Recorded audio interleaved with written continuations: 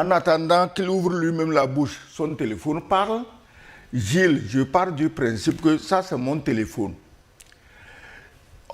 On ne peut pas trouver dans mon téléphone ce que je n'ai pas envoyé à quelqu'un ou ce que quelqu'un ne m'a pas envoyé.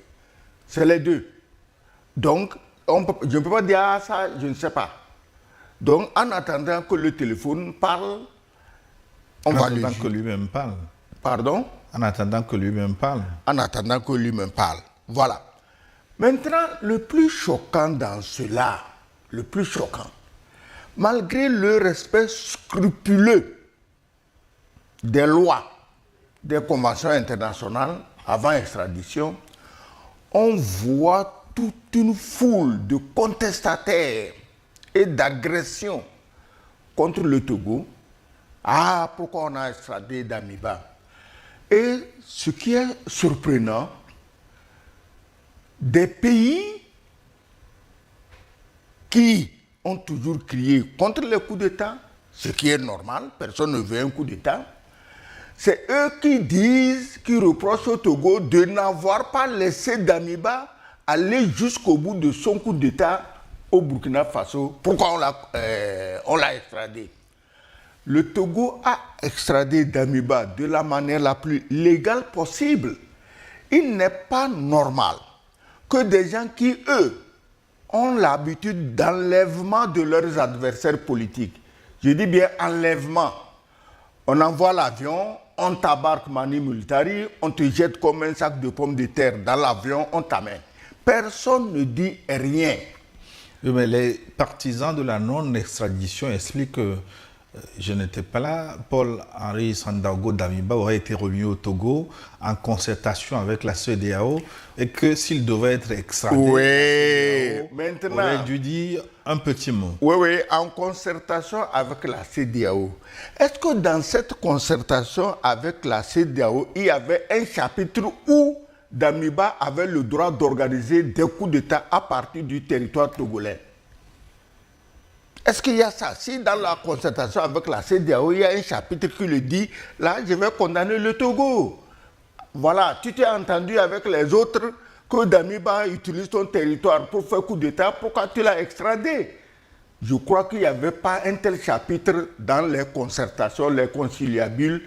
Et quand ça se passe, tu es ici, tu écoutes les gens, hein, c'est le Togo qu'on a incriminé. Ah, le Togo refuse d'extrader Damiba. Les gens disent même que c'est le président du conseil qui organise lui-même coup d'État au Burkina Faso.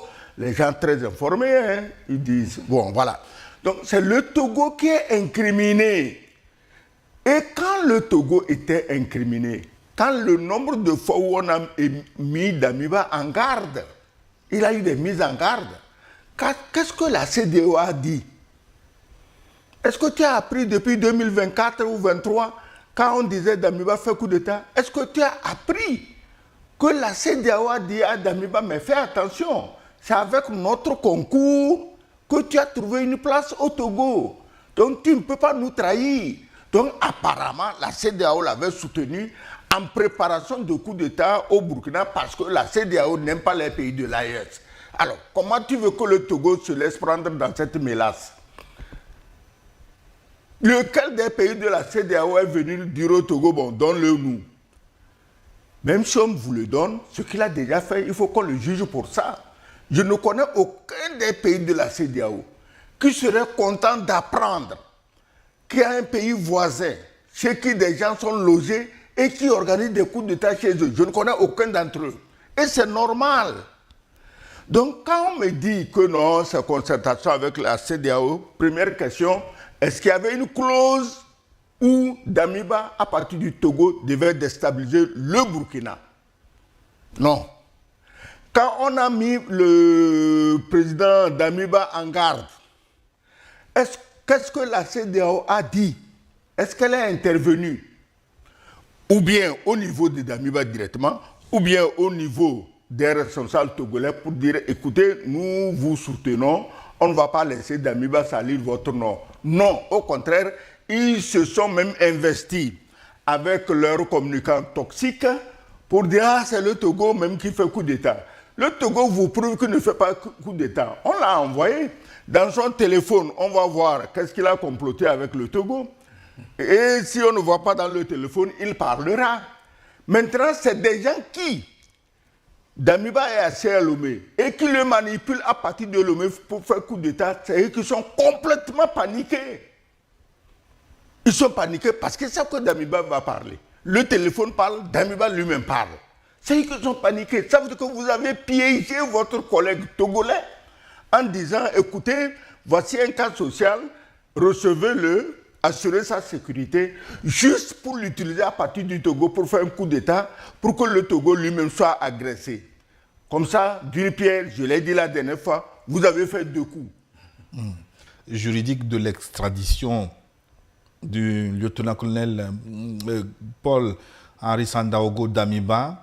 Luc Abaki, pourquoi cette extradition est un tournant pour la transition du capitaine Ibrahim Traoré? Non, je crois qu'il faut d'abord revenir aux faits. Le contexte, c'est quoi? C'est que Paul-Henri Damiba, c'est un officier supérieur de l'armée burkinabé qui, ensemble avec ses collègues, voyant justement l'insécurité et tout ce qu'il y avait comme dégradation de l'administration Roch Christian Kaboré, ont décidé donc de le renverser le 24 janvier 2022. Et donc Damiba, qui était donc le plus grand officier, le plus gradé et tout ça, a pris le devant. Et ses confrères lui ont dit, bon ben, il faut prendre le devant pour qu'on puisse stabiliser le pays, résoudre les problèmes majeurs auxquels l'armée fait face, et puis le problème d'insécurité, etc., etc. Donc, c'était sur la base d'un engagement tout à fait clair que le groupe de Damiba a fait le putsch et donc mis Damiba au devant de la scène. Mais pendant des mois, voilà un Damiba qui commence à tergiverser et à s'allier avec les ennemis d'hier qui ont contribué justement à dégrader tout ce qui avait de précieux dans ce pays-là. Du coup, le capitaine Ibrahim Traoré et donc les autres militaires ont décidé de le renverser. Alors lui, il demande l'asile politique au Togo, il l'obtient. Mais ils se connaissent très bien. Le capitaine Traoré, même Henri Damiba lui-même affirme avoir eu de très bonnes relations avec IB et tout ça. Ça veut dire on connaît les capacités d'action de Damiba et son réseau, etc., etc. Et depuis qu'il est là, en tant que réfugié, normalement, il a un devoir de réserve parce que les principes d'asile politique sont connus de tous. Malheureusement, pendant qu'il était ici, il est rentré dans une agitation, dans des complots, en tout cas tel que ça a été toujours dit depuis 2023, 2024, etc. C'est qu'il était au cœur d'un système de complot pour renverser justement IB, parce qu'il considère que ben, c'est mon petit, c'est pas lui qui peut me remplacer, etc. Donc son ego est vraiment blessé et il est rentré dans la conspiration totale. Alors si aujourd'hui l'État du Togo a fini par l'extrader, mais c'est un tournant décisif parce que depuis que le régime Ibrahim Traoré est là et toutes les initiatives que ce régime prend ont été sabotées par l'action justement de Henri Damiba. Heureusement que le régime d'IB a laissé infiltrer ou bien diffuser clairement toutes les complicités, en tout cas toute la conspiration qu'il y avait et qui visait précisément à renverser le régime de IB. Donc ça veut dire que si on arrive à mettre la main sur un monsieur comme celui-ci, qui est au cœur d'un système de conspiration contre le régime actuel, c'est un tournant parce qu'ils ont démantelé là un système très farouche et très lourd qui englouillait la gouvernance de IB. Je pense que c'est un tournant effectivement décisif et à partir de là, on va apprendre beaucoup de choses qui vont montrer combien les complicités au sein de l'armée, en tout cas au sein même de l'administration politique burkinabé constituent de vrais sabotages pour ce pays-là. À l'intérieur et à l'extérieur.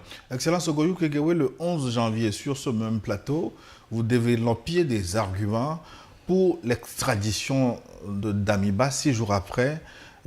L'extradition a eu lieu, on dirait que vous étiez dans les secrets des dieux.